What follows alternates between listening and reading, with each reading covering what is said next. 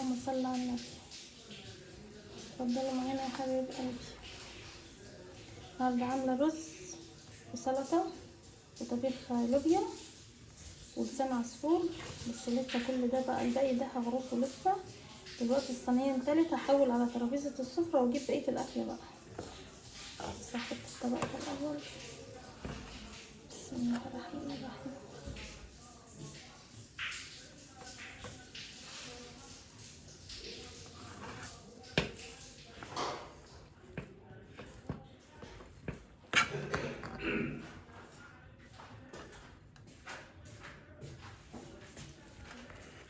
اللهم صل على سيدنا محمد. مش قادرة اوصف لكم بقى الرز اللي بالقشطة ده بيبقى ليه طعم تاني عن الرز اللي هو اللي من غير قشطة. القشطة بتدي للرز طعم جميل، او السمنة البلدي